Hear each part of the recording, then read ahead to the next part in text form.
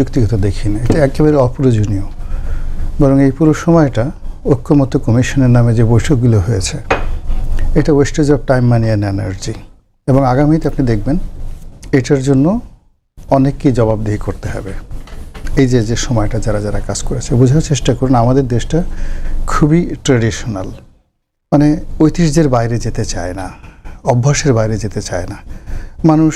অনেক অদ্ভুত অদ্ভুত অভ্যাস এই বাংলাদেশের মানুষের আছে, পৃথিবীর অন্য কোনো দেশে নেই। এবং আমাদের দেশে দেখবেন যে ওই ইংল্যান্ডে থাকে, বহু বছর ইংল্যান্ডে থাকে, কিন্তু ওই যে একসময় সিলেট থেকে গেছে, চট্টগ্রাম থেকে গেছে, কেউ শুটকি, কেউ ওই এলাকার যে সুপারি, পান এগুলো খাবে এবং রাস্তার পাশে গিয়ে লন্ডনের ওই তারা সেই পানের পিক ফেলবে।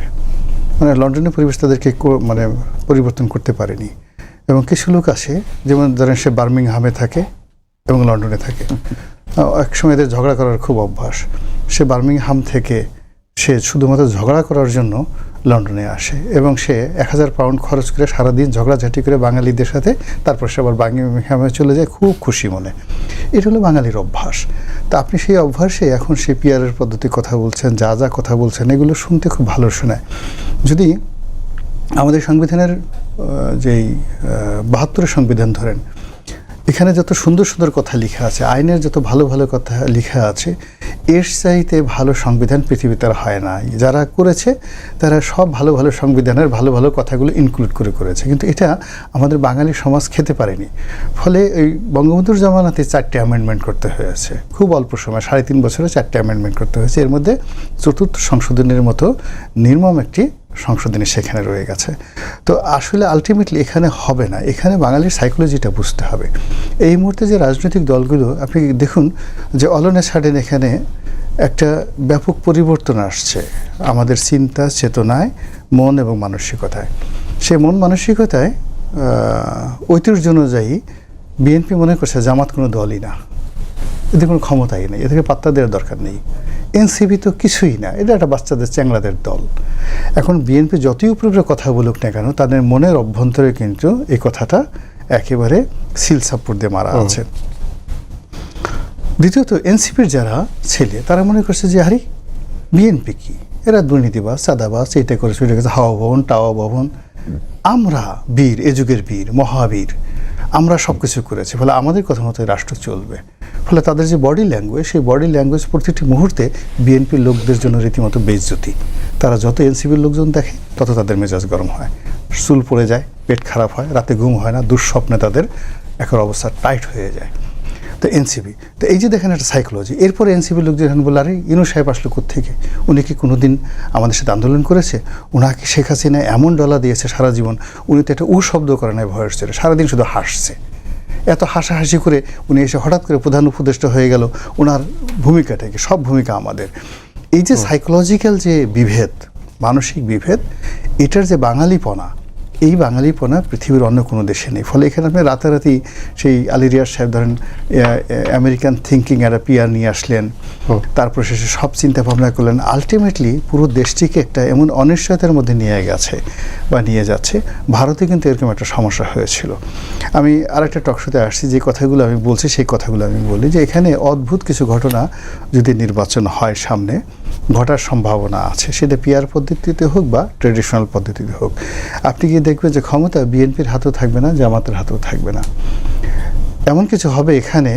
এই মুজিবুর রহমান মঞ্জু, উনি প্রধানমন্ত্রী হয়ে গেছেন, তো কয়দিন পরে উনি আউট, জুনায়েদ শেখ প্রধানমন্ত্রী, জুনায়েদ শেখ আউট, নুরুল হক নুরু প্রধানমন্ত্রী, তারপরে নুরুল হক নুরু আউট, দেখা গেল যে অন্য আরেকজন প্রধানমন্ত্রী হয়ে গেছে। কিভাবে?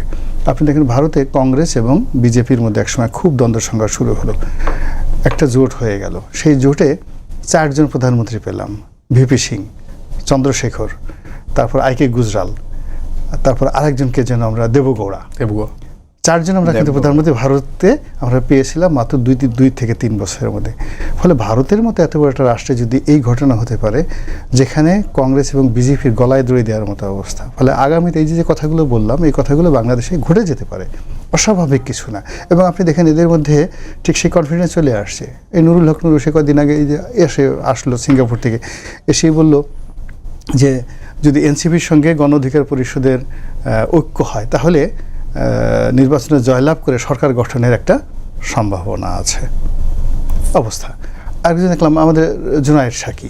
এখন যাই বলেন না কেন, এই সময়টাতে প্রত্যেকটা লোকের মধ্যে একটা অ্যাটিটিউড চলে আসছে, এমন একটা অ্যাটিটিউড চলে আসছে, ওখানে ঐক্যমত্য কমিশনে যারা গেছেন বক্তব্য দিচ্ছেন তাদের সবার মধ্যেই এমপি হওয়া, মন্ত্রী হওয়া, রাষ্ট্র পরিচালনার যে উচ্চাকাঙ্ক্ষাটা জেগে গেছে, এটা শেখ হাসিনার জমানাতে ছিল না, কখনোই ছিল না।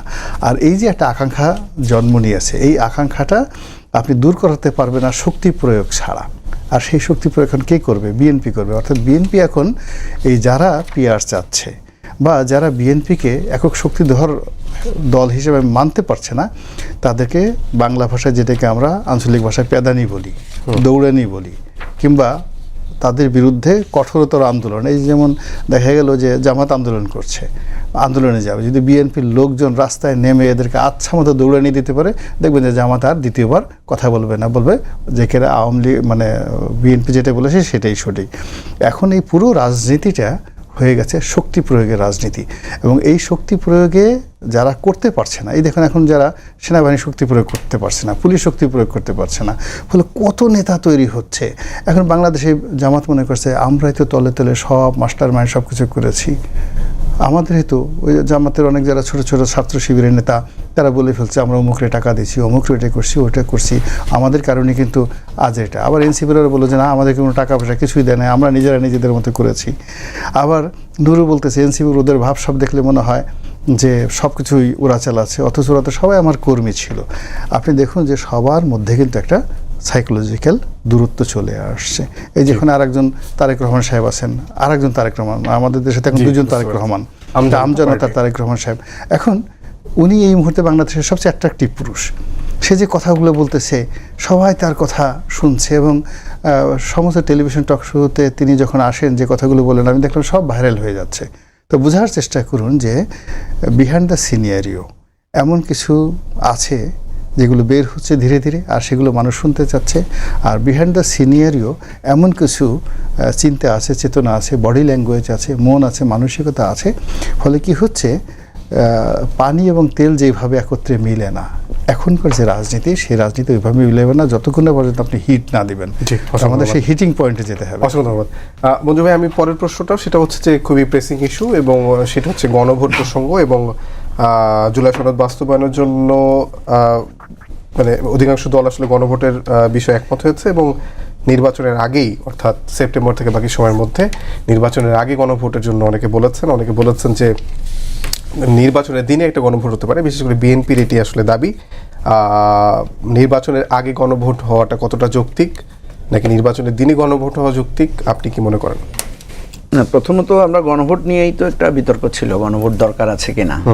হ্যাঁ, তো পরে যখন দেখা গেল যে আমরা যেহেতু এখানে 30-32টা দল আলোচনা করছে, সেখানে অনেকগুলো দল অ্যাবসেন্ট আছে, তারপরে বিভিন্ন শ্রেণী পেশার লোকদের নানাভাবে ওইভাবে অন্তর্ভুক্তিমূলক করার সুযোগ ছিল না। কারণ গভর্নমেন্ট যেটা করেছে সেটা হচ্ছে পাবলিকলি অ্যানাউন্স করেছিল যে আপনাদের কার কার এই মানে সংস্কারের বিষয়ে কার কার প্রস্তাব আছে এবং কার কার বক্তব্য আছে। তো এইভাবে তো পাবলিকলি বলার কারণে দেখা গেছে কিছু কিছু লোক রেসপন্স করেছে, হাজার হাজার লোক রেসপন্স করেছে, আবার লক্ষ লক্ষ কোটি লোক তো রেসপন্স করে নাই।